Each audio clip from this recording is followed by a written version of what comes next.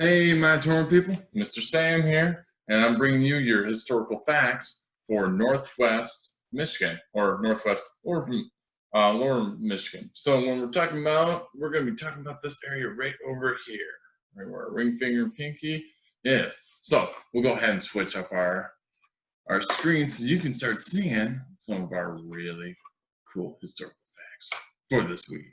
And of course, this is way out. We're going to dive in so we can get a closer look. Let's see what 200 does. Whoa! That gives a nice zoom up look. Now, this, of course, of historic Traverse City is back in the early 1900s. As we can see, we have the automobile, so this is more like 1920s, 1930s, I believe.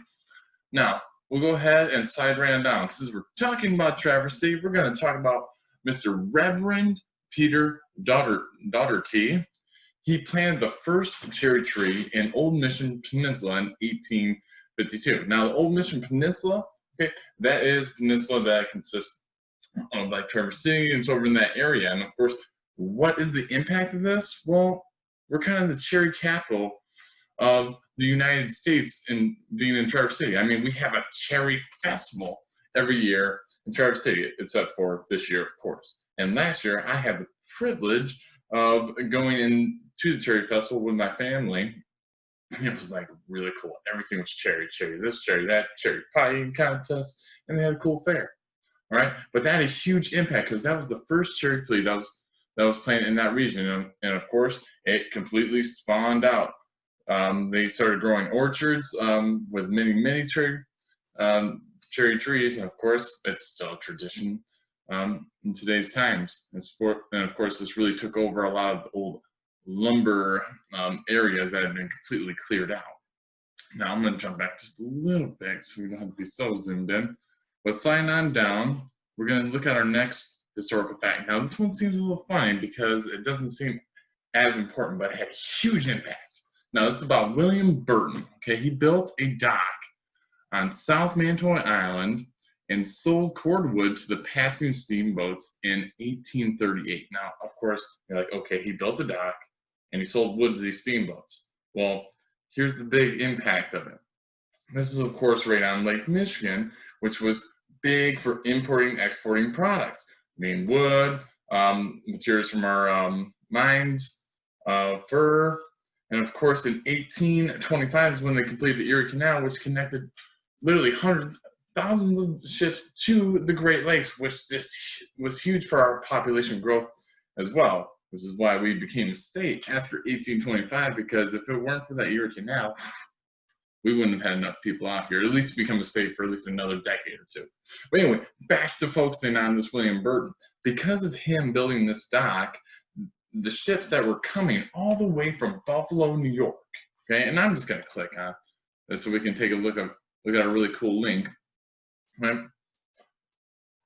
Now we had ships coming from Buffalo, New York, okay, all the way to Chicago or Milwaukee, and of course they had to go all the way around those Great Lakes, as you can see if you're watching my hand, all the way around there. And these were steamboats before they had the gas engines, so they relied on wood. But the thing is, they would burn so much wood hauling this product. They couldn't make their whole trip with just one set of wood. So they would have to pull off on the shore or certain docks and buy wood or go out there and cut it themselves. So this William Burton was a genius because by him doing this, what happened? Other people started opening up docks. Then, of course, you create more jobs. People are cutting down all that lumber because remember, it's 1800s. Huge lumber industry going on, but they were using the lumber to sell for the steamboats. And of course, once they switched over to coal, which was a little bit more efficient than burning wood, then eventually going into fuel-driven engines, what they simply did is they transitioned from selling, I guess, lumber to the steamboats, and they would simply sell larger lumber for building material and that. But of course, sadly, by 1910, the lumber industry was pretty much barren, and all these kind of folded into each other, and they sadly went out of business. Now that brings us to our next little fact, which I found out by researching all this cool stuff, is we know about our Sleeping Bear Dunes National Lakeshore, okay? But it contains historical ghost towns. So when I'm referencing, okay, William Burton, and of course where every single one of those little docks were, okay, they created little tiny towns that would consist of anywhere from 100 to 500 residents. And they were built on the lumber industry. So basically when the lumber was out, people had to leave because there was no jobs. And the sad thing is, these ghost towns are everywhere, but we don't know they were ever there. I mean, I was just at Sleeping Bear Dunes last year, walking along the lakeshore, and apparently I had walked through a couple ghost towns, because what they did with these ghost towns that had been completely abandoned, they would take the buildings apart and use the lumber for other means. So these ghost towns are literally just vanished, gone. Or what other remains are they're hidden beneath some of the dunes, okay? And of course, we can see this picture right here. This is a sad sight because it was called the deforestation. Oh, I'm terrible with that word. But we were just cutting down trees without care. We were not caring about any of it. We ruined a lot of soil, which we were able to get back over time, which now we were able to open up farms in place of that, okay? But William Burton, even though it seems like a simple thing, he really brought a lot of people to that northwest area. And of course, I love ghost towns. They're not real, there's not actual ghost towns. They just mean it's basically a deserted town, okay? But keeping that same theme, and you can thank Ms. Ash for providing me for this information for our next historical, I guess I wouldn't necessarily historical facts, I would call it a historical legend. Because some people believe it and some people don't. That is the historical legend of Dogman. Now, this dates back thousands of years. I don't even have an origin date for this, okay? It all started off as a joke that was created by a song that was created by a gentleman who worked at a radio station in Northwest Michigan, but after he had released the song, which was released April Fool's Day in 1987, all of a sudden, all these people called the radio station and said, no, we've seen this. So, of course, what did he do? He looked into it, and of course, this dates back to, we have, old Native American stories talking about this Dogman, and of course, what makes it even cooler is they have a song. Yes, that is right. A Dogman song that actually recounts all the history and stories of the legend of Dogman. So, to end our historical facts and historical legends, I'll put, we'll end with that song. So I'll slide it over here. Now, I'm going to jump around a little bit, but the images are supposed to depict what this Dogman is supposed to look like. And of course, I have a little image. I'm trying to jump around. Sorry. This is, of course, some images they have of the Dogman, or they believe to be Dogman. Okay, as you can see, very blurry. We're not able to make out quite what all of it's supposed to be. But let's go back to our song and end off on a great note. So, well, I'll jump around a little bit, but we'll be able to get the basis of it.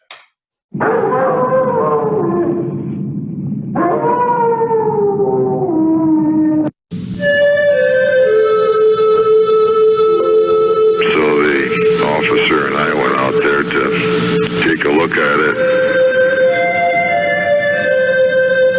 You know, he just tried to chew in around the doors. And you could see a dog print, alongside the window there.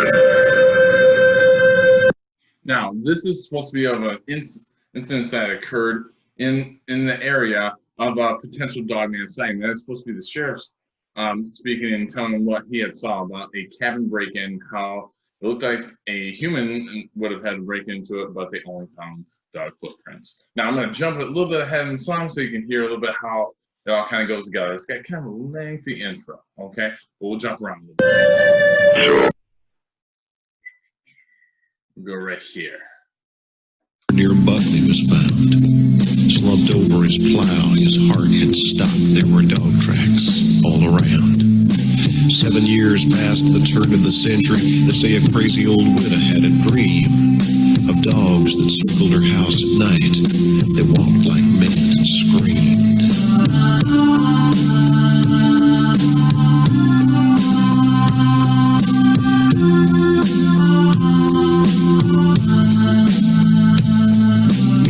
1917. A sheriff who was out walking found a driverless wagon and tracks in the dust like wolves had been stalking.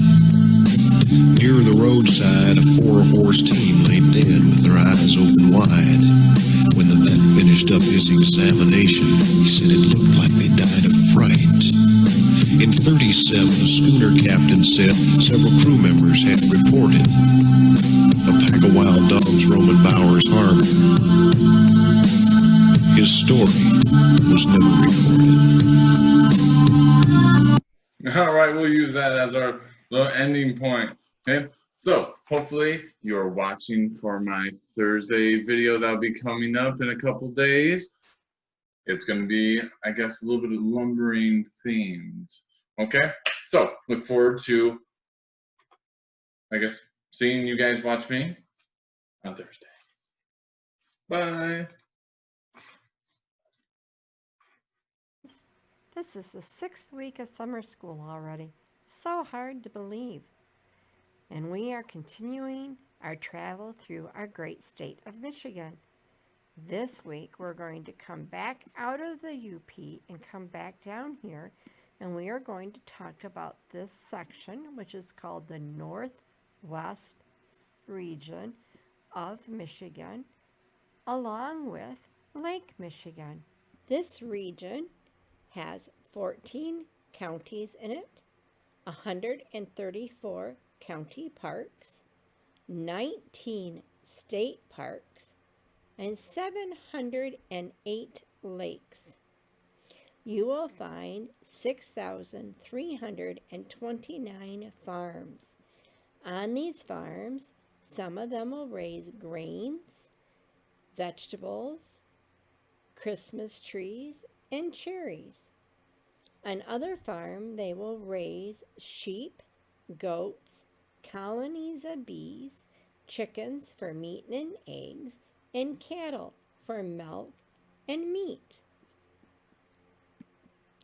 The Great Lake that we're going to visit is Lake Michigan. Lake Michigan is the only one of the 5 Great Lakes that is located entirely within the United States. There are 59 lighthouses found on Lake Michigan. You can take a 90-second tour of this great lake, and I will show you how at the end of this video. The Petoskey Stone is Michigan's state stone. The Petoskey Stone is fossilized prehistoric coral, and in 1965, long before any of you were born, the Petoskey Stone became our state stone. Michigan is the only known place where the Petoskey Stone can be found, and there is a local legend behind the name Petoskey, which makes the stones uniquely Michigan's. Here is a picture of it in its unpolished state and once it has been polished. One of the native plants you find in this region are cherry trees. 32,000 acres of land in our state is used to grow tart cherries. In fact, 50% of the nation's cherries are grown right here in Michigan. Other native plants can be found on the document I'll share with you at the end of this clip. Wildlife found in the Northwest region is salmon, the black bear, the porcupine, and the little brown bat. Little brown bats are great for eating thousands and thousands of mosquitoes every night. If you want more information on individual counties, you can go to this link and you will find this document. And in this document, you will find more information about Lake Michigan. Right here is that link I told you about, that if you click on it, you can go on a 90-second tour of Lake Michigan. You click here, you can learn more about the state stone, the Petoskey stone. You can find out more about native plants found in this region. Here's the cherry trees in blossom and with cherries on it. And here's 4 other very common native plants found. I love the cardinal flower. They get their name because of their color. We've talked about the wildlife, the salmon, the black bear, the porcupine, and little brown bat. And here is the area I told you about a moment ago that you can visit that breaks down how many county parks. Let's see if I can get this to slide over. How many county parks, state parks, lakes, farms in each county, and what they grow there and what kind of livestock you'll find. See, in Mason County, they have sweet corn, asparagus, apples, strawberries, and blueberries. So you will find, if you count, 14 different counties, and you can check out what the features are in each individual county.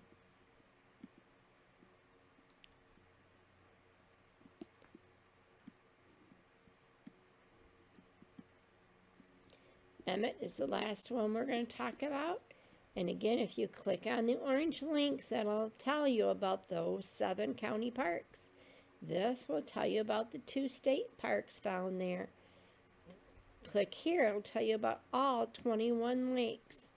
Time to check out all these links. And you've enjoyed checking out Northwest Region features and looking at our Great Lake, Michigan. See you on Thursday. Hi, everybody. It's Terrence from 3.6. I hope you've had an amazing weekend. This week, we're looking at week number 6. 1, 2, 3, 4, 5, 6. Week 6 of restaurants, and we're going to look at the Northwest Michigan area. Actually, I had a little trouble doing this area because I felt like I could have done the entire thing on Traverse City because there's so many good places to eat around in that area. And we're covering a wide area of Northwest Michigan. So let's see what we have for this week to eat and visit. We're going to start off in Traverse City at the Slabtown Cafe and Burgers. What do I recommend there? I recommend burgers. That's what they specialize in. I also recommend their sides. They have an amazing variety of fries, onion rings, and tater tots. The tater tot is an underrated side. I think I said this a few weeks ago, but I highly recommend if you have a chance to go someplace and get a good tater tot, you do it.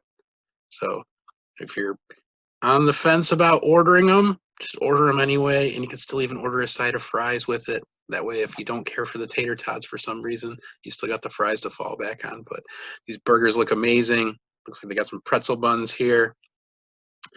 And the meat looks juicy, fresh, hand-cut French fries from fresh potatoes. It looks like they're definitely not out of a frozen bag.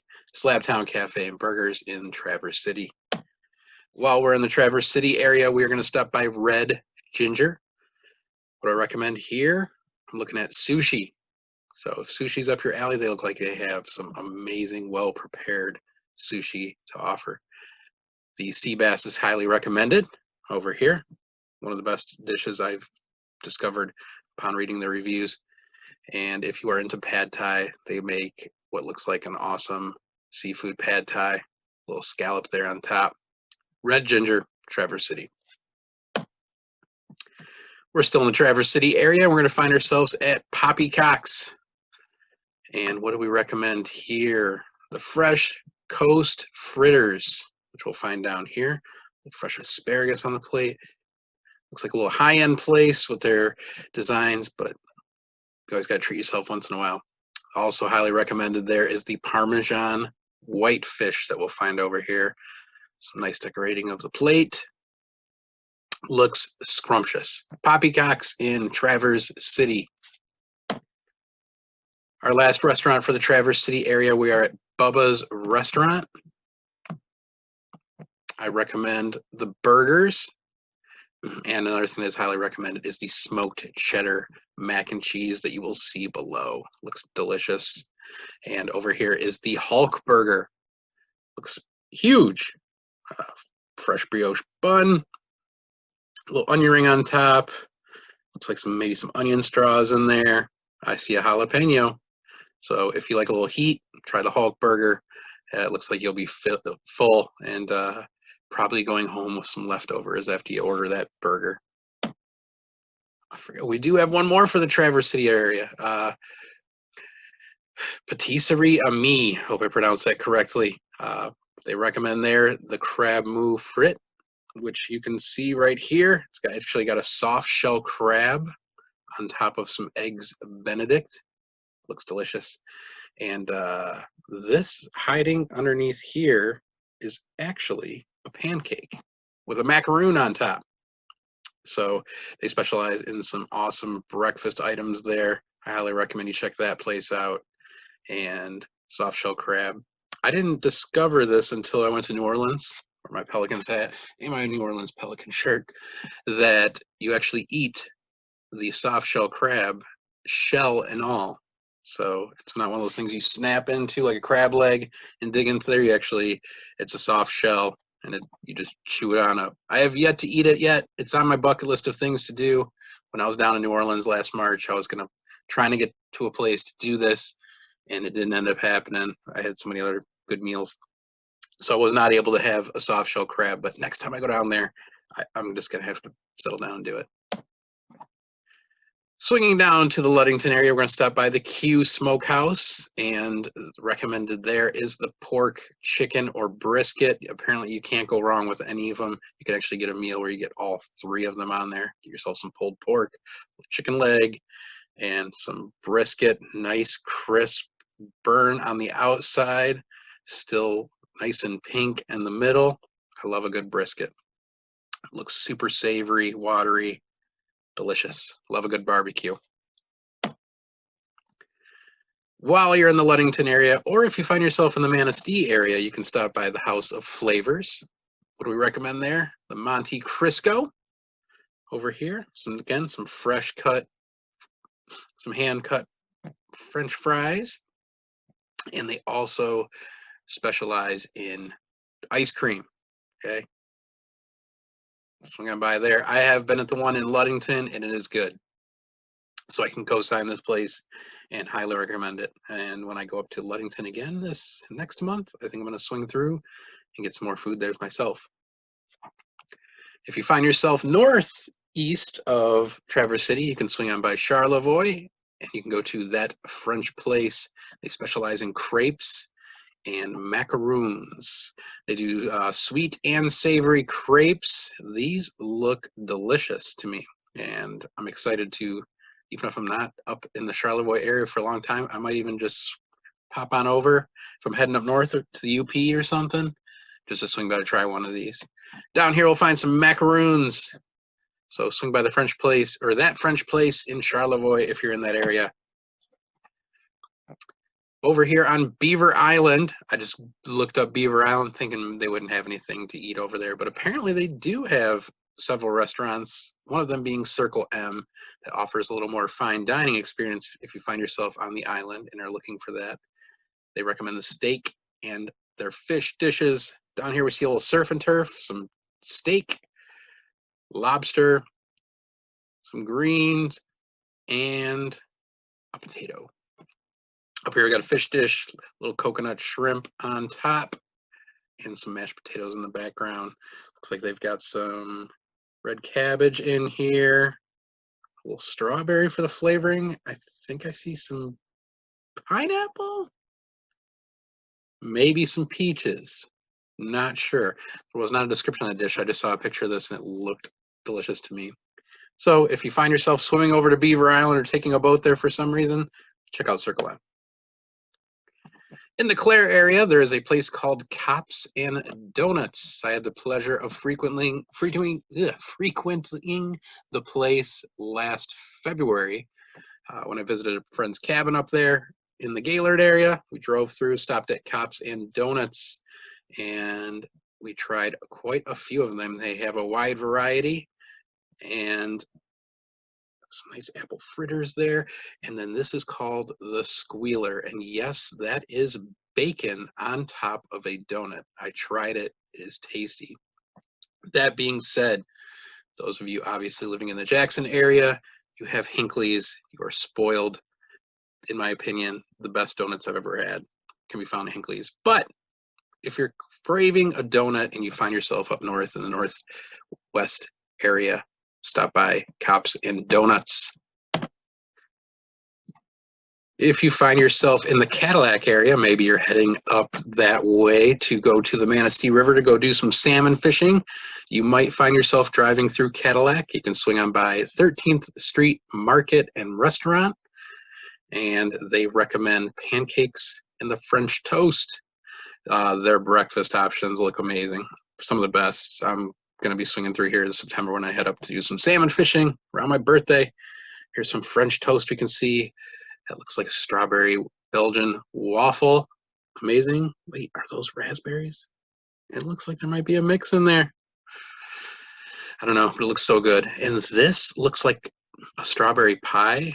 It is not. That is actually a pancake that is just saturated in strawberry filling and whipped cream. So yes, there is a pancake hiding under there. That looks delicious. I will be stopping by there. And that is our tour of the Northwest Michigan restaurants for week 6. Get up there, take some pictures of the food you've been eating this week, share them with us. I would love to see what you have in store for us. Until next week, enjoy. Hi guys, it's Miss Ash here on week 6 of summer, and we are exploring Northwest Michigan and Lake Michigan this week. And this is one of the coolest parts of Michigan and one of the parts that I've spent the most time since my family is from this area, and I still go up there all the time to visit relatives and just hang out. So I'm really excited to explore this week with you. We're going to start with our local connections, and our first one is Autism Forward. And they provide opportunities for families to receive in-home support, academic supports, community interactions, and the thing that I thought was the coolest is they work with siblings and peers to help facilitate social interactions. And they also work with siblings to help understand autism and help them understand how that might be affecting their sibling and adjust to their role as a sibling of someone with autism. The other group is Samaritas, and they connect people with resources to help with self-D. They also help with in-home living. So they help people with disabilities figure out a living situation that meets both their needs and their goals. So if someone wants to live a little bit more independently, they put a caregiver in only when it's needed, or sometimes they help hook people up with 24/7 support.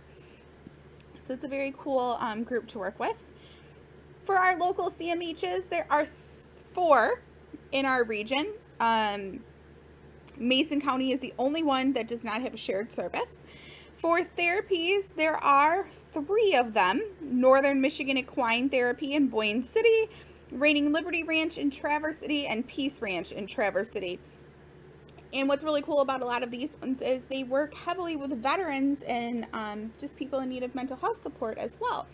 So that's very cool that they have diverse experience. It allows them to approach equine therapy from a different perspective, and I think that can be quite fun. For music therapy, there was no direct music therapist. The hospital up in northern Michigan did have music therapists that came into their medical facilities to do things, and there were some private businesses that operated somewhat with music therapy, but there was no direct music therapy like Miss Tomoko.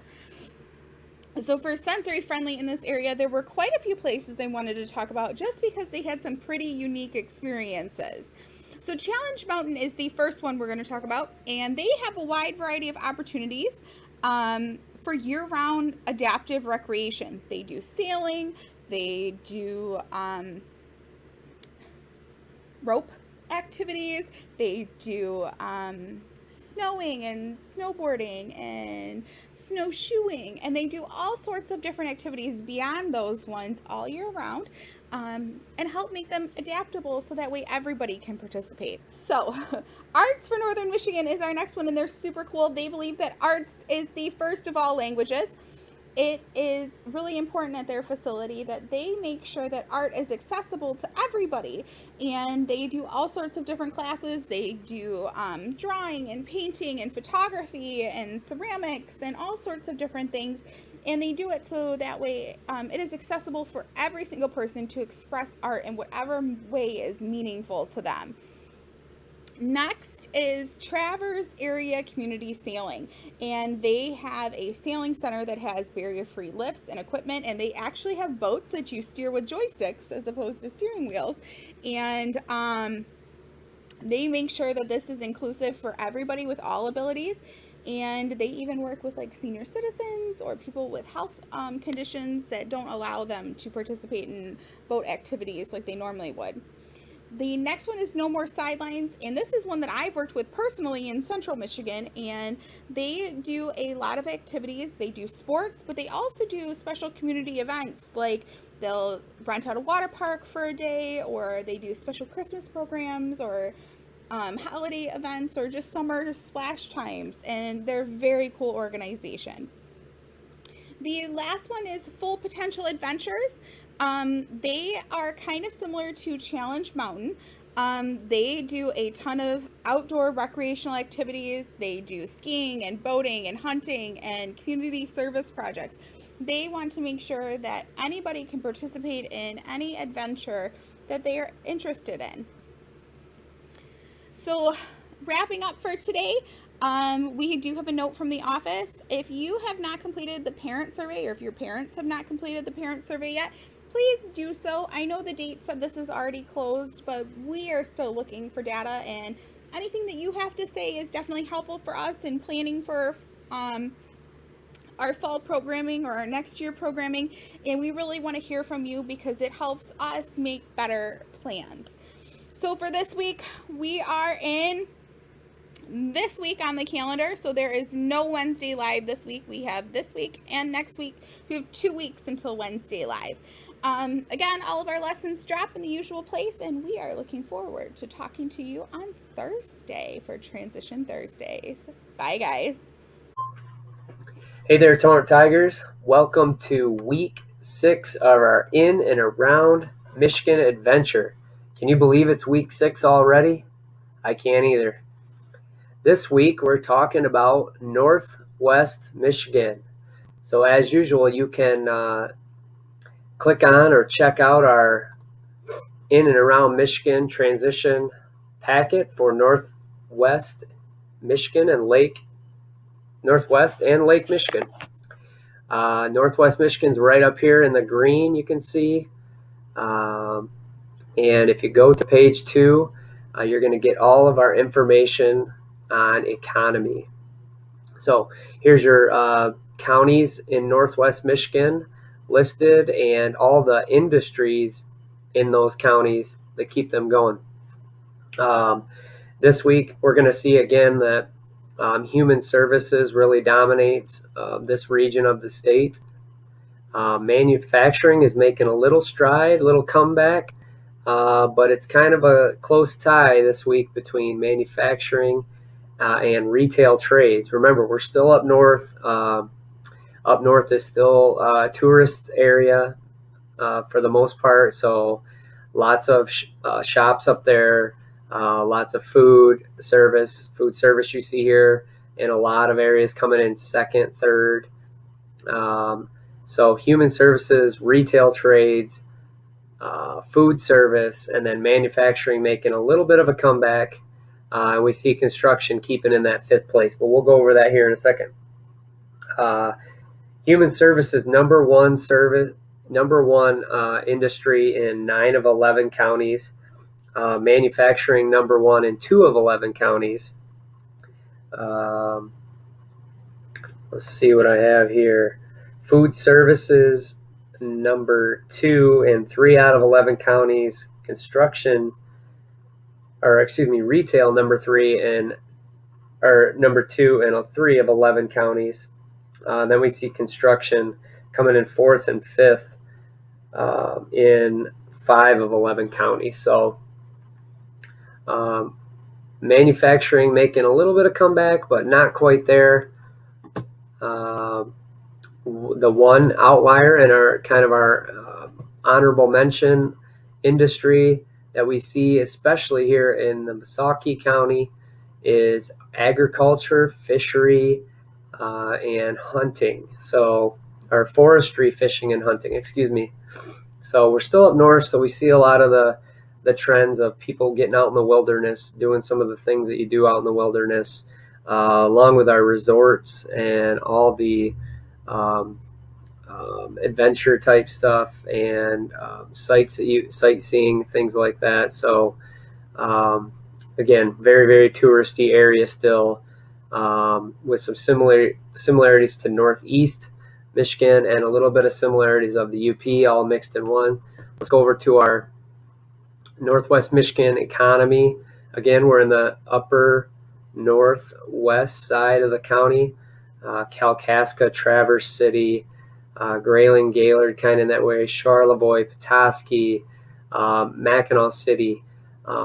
Probably, in my opinion, one of the most popular areas of the state. A lot of people travel right up the middle of the state here and hit the west side. Traverse City, huge tourist area. Obviously, Mackinac Island, Mackinac City, great places to go. Petoskey, beautiful area. Harbor Springs, we can name 100 different beautiful places in just this area. So, really popular site for vacations. Again, here's your counties for the week: Antrim, Benzie, Charlevoix, Emmett County, Grand Traverse, Kalkaska, Lenawee, Manistee, Mason, Missaukee, and Wexford. Top industries, again, human services taking the number 1 spot, manufacturing slipping right back in there, close one with retail trades, food service, and construction. And our honorable mention again, agriculture, forestry, fishing, and hunting. Checking into our human services, we still got all the things that we usually have.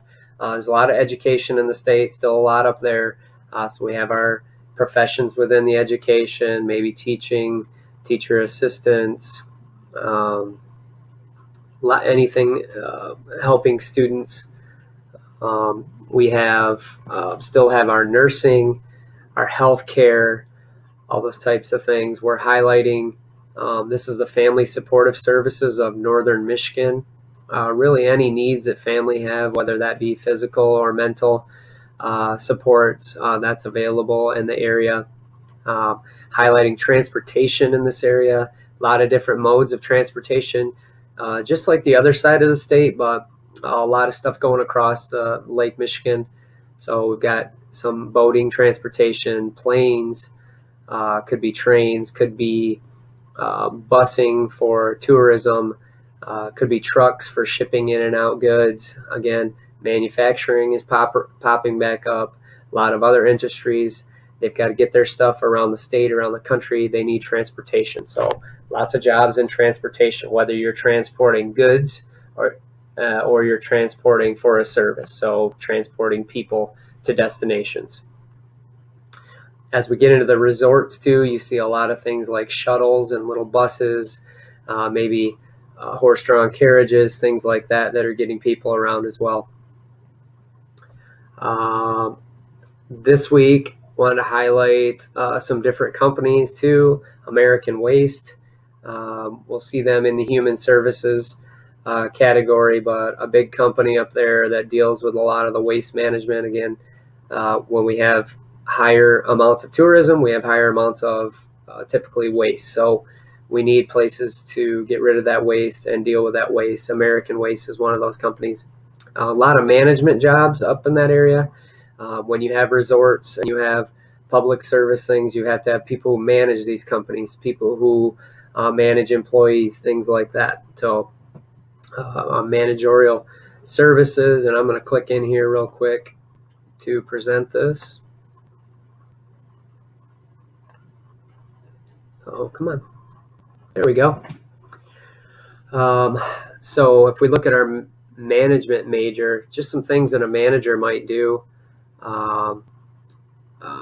Common jobs might be general manager, management analyst, human resource specialist, financial analyst, event planners, market research, labor relations, sales representatives, administrative positions, business operations, university administrators, healthcare administrators. So all these fields also need people who are in the management position. So you might not just be a teacher or a teacher's assistant or a tutor or a lunch lady or a bus driver, the many jobs that are in education. You might be an administrator. You might be somebody who's in charge who needs to organize all those things. So a lot of need for management in a lot of different fields. So again, human services, the number one field in Northwest Michigan and around the state, as we typically see, but management is a big thing. A lot of resorts, again, and tourist areas up there, hotels, they all need managers. They all need people to be in charge and organize. So a lot of need for managers this week. Okay, number 2, manufacturing. Again, we see a lot of different things being manufactured, and when we think of the state, we always think of Michigan, we think of manufacturing cars, and that is true. We do see that up in Northwest Michigan as well, but we do see the manufacturing of a lot of other things. So we've got a couple of companies that we're highlighting. Magna organization, they do interior trim for vehicles, so it's not just the actual building of the car, it's the pieces that they need to build that car. This is one a big company in Upper Michigan, Northwest Michigan, that you can see they're building little just interior parts for cars. Down here we've got E&J is the East Jordan Foundry. Down here you can see their old foundry kind of next to the riverside, as many of the iron foundries were. They would mine the ore and stuff like that and then send it down the river and to the foundry where it can be turned into many different things or whatever they might be using it for. You can see the old pictures of the foundry here, and this is actually their new factory. So some couple other pictures right here of the foundry. Or excuse me, this is not the foundry. This is Great Lakes Stainless. They do not produce iron. They produce stainless steel. So we've got an iron company here. We've got a stainless steel company. They do various different topics. Whatever you might need that incorporates stainless steel, they can put it together for you. So some great companies of Northwest Michigan. Again, if you're good at piecing things together or building things from start to finish, working with your hands, operating machinery, tons and tons and tons of manufacturing positions across the state. Our next area, again, I think I clicked twice. Let me go back there. Retail trades. Again, a lot of construction going on, a lot of need for home improvements, things like that. In a touristy area, so we still got our big box stores. We've got a gentleman here working in the hardware store, doing sales. We have a Whole Foods market here, a gentleman who is a clerk there. We see another clerk working down here at a store.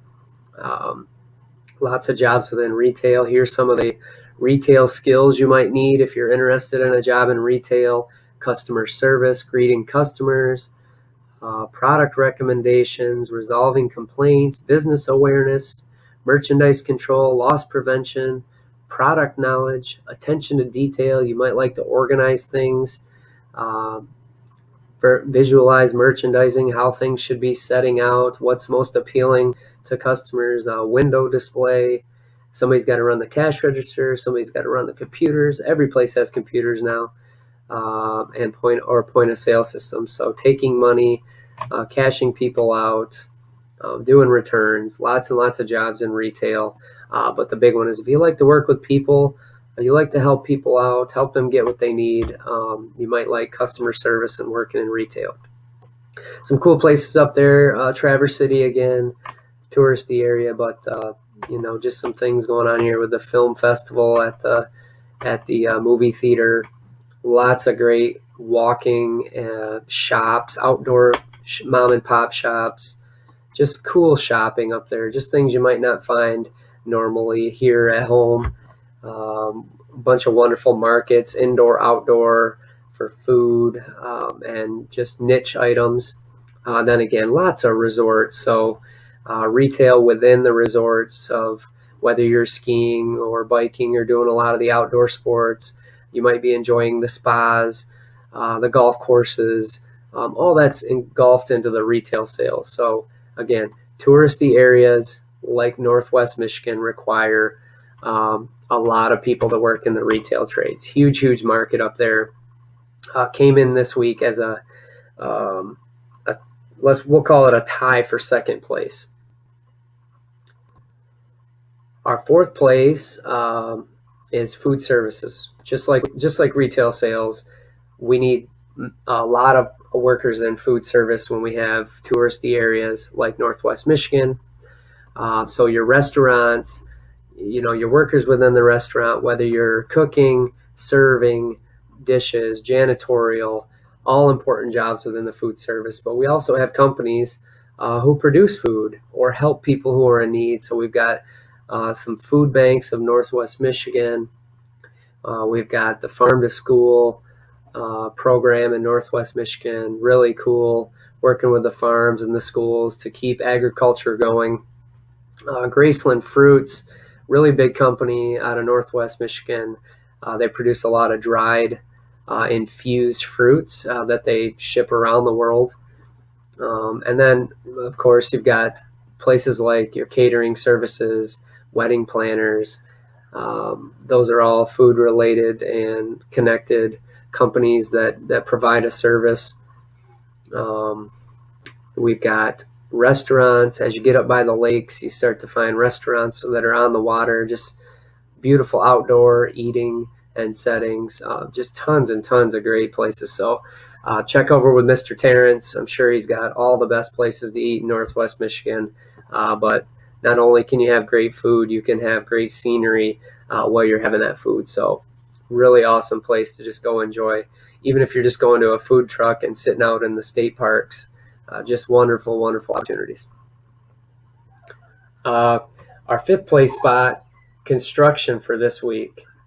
Construction is going to be much needed, as we talked about. As things grow up there and they continue to grow, we have a huge need for the construction trades, people to deconstruct and construct. Could be roadways. We've got to get people who are in need of that travel.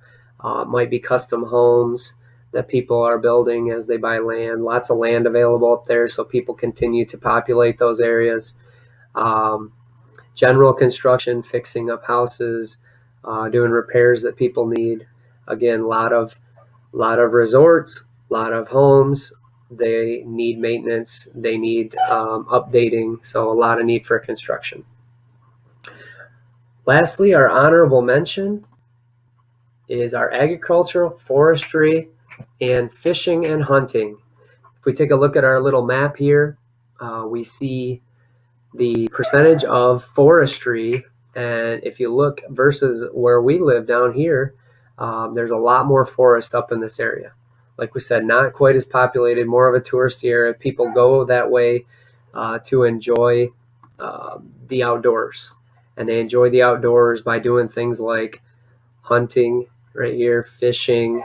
Some of the industries include the logging business. We have a lot of construction, so we have a need for a lot of wood. So you gotta cut trees down. They've got to be delivered. They've got to be milled at the sawmills and turned into the pieces that are needed. Farming, agricultural, another big piece of what's going on up there. The farm to table, the food that goes to the resorts, fisheries, all those types of different farms. Farmland resources, preserving and the farming and the farmland. Just a really cool article about the Food and Farming Network of Northwest Michigan. Just get you a chance to read through here. Just talks about how farming is a big part of the economy in Northwest Michigan, and what they do for the farming and agricultural industry. So hope you guys have a great week. I hope you enjoyed talking about a little bit of Northwest Michigan's economy. It's a wonderful place to visit. There's a lot going on. There's some great different economies up there that are a little bit different than what we do down home. But have a great week, Torrent Tigers, and we'll see you soon.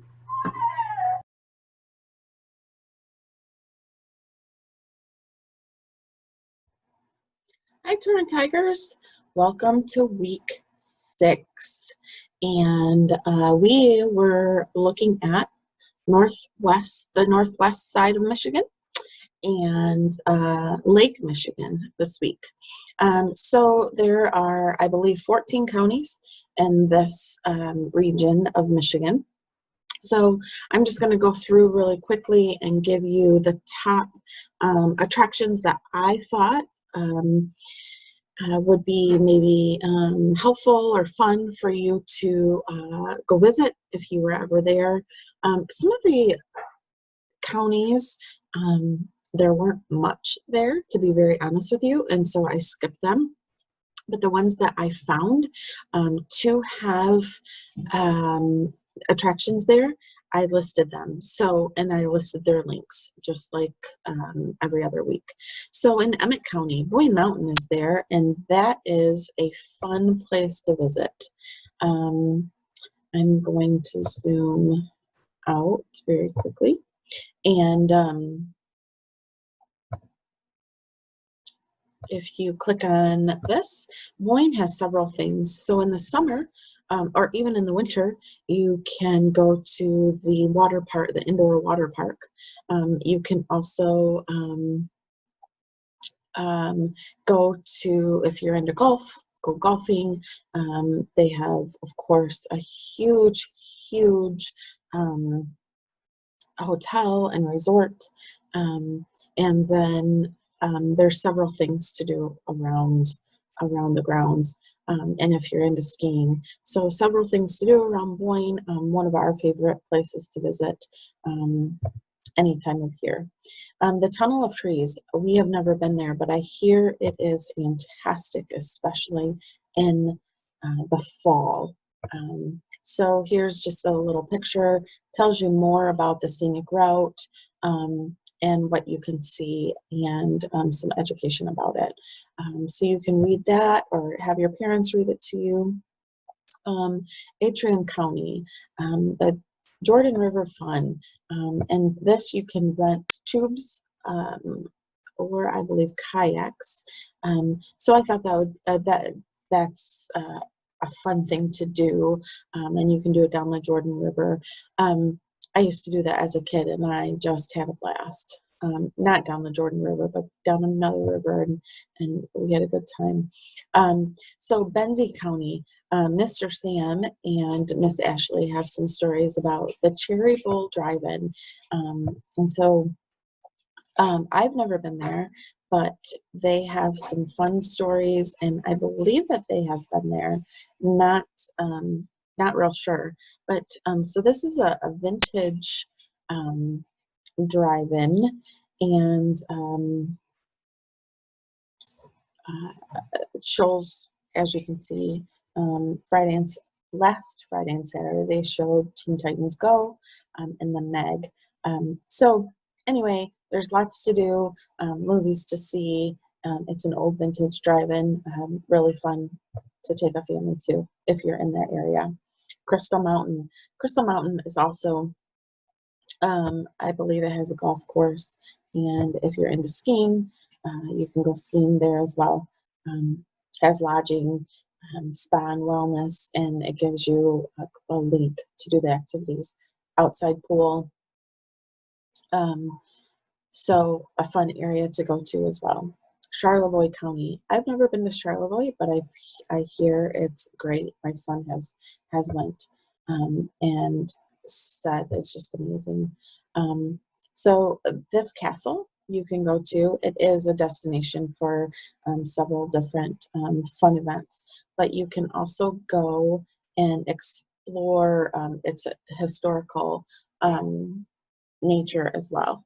So fun place to go, fun place to visit. The largest cherry pie, I'm sorry. So if you want to explore Charlevoix, I just listed a link here to visit Charlevoix, and it gives you some attractions to go to. It also tells you about the largest cherry pie, and it's part of the town's annual cherry festival.